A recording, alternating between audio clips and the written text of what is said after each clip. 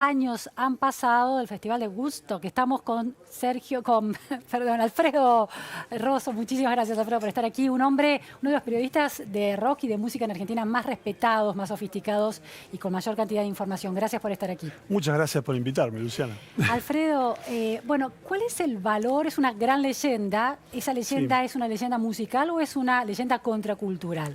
Ya, yo creo que Woodstock fue uno de los grandes eventos del siglo XX a secas, ¿no? Es decir, fue musical, por supuesto, un gran festival de rock, pero aparte tuvo un significado social, cultural y te diría hasta político, porque fue la expresión de una nueva generación que quería dejar su marca en el mundo y que quería, por sobre todas las cosas, que nadie le escribiera el libreto de sus vidas. Y cuando digo nadie, quiere decir las figuras de autoridad, sus padres, maestros o lo que fuere. Claro.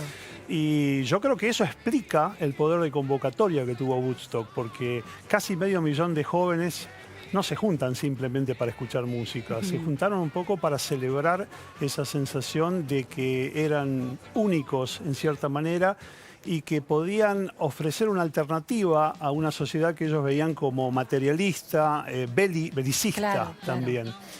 Pero La por guerra supuesto... de Vietnam estaba en ese horizonte, ¿no? Exactamente. Esto sucede en una granja cerca en el estado de Nueva York, 3 días, entre el 15 y el...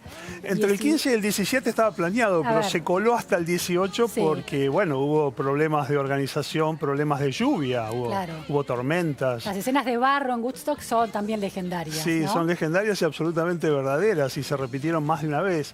Pero por sobre todas las cosas yo creo que privó ese espíritu de comunidad, porque imagínate que los organizadores esperaban 150.000 personas y hubo casi el triple. Entonces se planteó enseguida una cuestión de emergencia sanitaria, de falta de comida, de un montón de cosas que hoy en día en los festivales actuales damos por sentado. Claro. Y entonces se vio el espíritu de comunidad y el espíritu de compartir y también la solidaridad de la gente de la zona. Porque de alguna manera se esperaba una cantidad más limitada de gente y explota la cantidad, pero no se producen conflictos. No se producen conflictos de importancia. Signo de que se resolvían los conflictos de otra manera, esta que estás señalando, comunidad y solidaridad. Exactamente, y aún la gente de las granjas vecinas, porque hubo mucha resistencia inicial a la organización del festival. Los farmers, ¿no? Más conservadores en sus estilos de vida. Exactamente, ¿no? Ahí se podía ver la brecha generacional también, ¿no? Entre las personas ya de una cierta edad que sentían que iba a haber un aluvión de hippies con sexo libre, con sus drogas, con su comportamiento impredecible. Y al contrario, fue milagrosamente 3 días donde todo privó un espíritu, ya te digo, pacifista y comunitario. Pero los propios granjeros colaboraron trayendo leche fresca, trayendo comidas. Estuvo una organización sin fines de lucro llamada la Hog Farm, que los organizadores del festival los trajeron en un avión especialmente para que se ocuparan de la cocina del festival y de repartir comida para la gente.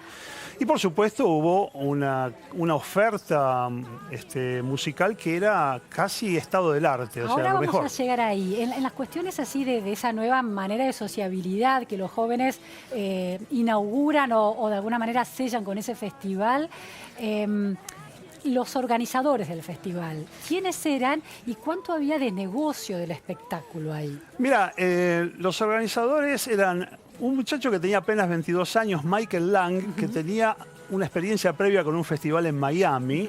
Artie Kornfeld, que era un muchacho que trabajaba en grabadoras, en una discográfica. Y había 2 señores que uno de ellos había heredado una especie de fortuna y quería hacer un negocio, pero que a la vez le resultara artísticamente, que le diera como una satisfacción espiritual, ¿no? Que se llamaba Josel Rosenbaum y su socio John Roberts, que tenía alguna experiencia legal. Esas 4 personas fueron los responsables de montar el festival. ¿Eran jóvenes también? Muy jóvenes, todos en sus años 20. Y contra viento y marea hubo que cambiar la localidad inicial porque les negaron el permiso y establecerse en Bethel, en otra parte del estado de Nueva York.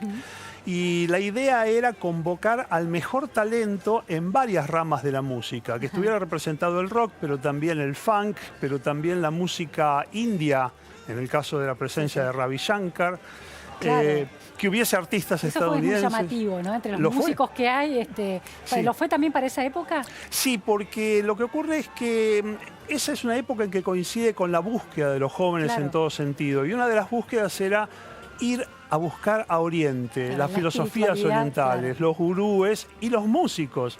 El propio George Harrison había aprendido el sitar aleccionado por este artista que estuvo ahí presente, Ravi Shankar. Por otra parte, es muy interesante ver que todos estos jóvenes participaban de un movimiento contracultural, pero también se habían hecho sentir en todas partes del mundo. Es decir, habías tenido un año atrás el mayo del 68 en París, la primavera de Praga. Y en ese momento en Estados Unidos los campus universitarios estaban alborotados porque los jóvenes querían mayor voz y voto en las cuestiones que atañían a sus carreras. También se oponían férreamente a la guerra en Vietnam. Y estaban con un gobierno que realmente no les daba tregua, como era el de Richard Nixon, que era sumamente conservador en estos temas y belicista a las claras. Entonces se jugaban muchas cosas en este festival. Te propongo ir a un corte y vamos a seguir analizando Woodstock y también su música. Vamos a un corte en la repregunta y ahora volvemos.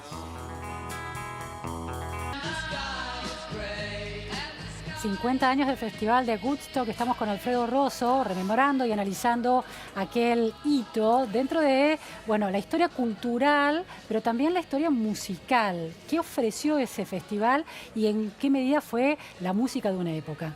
Bueno, yo creo que fue muy buena la elección de artistas porque tenías desde artistas ya consagrados como Jimi Hendrix, The Who, que estaban presentando su famosa ópera Tommy, Sly and the Family Stone, que eran uno de los principales artistas del funk.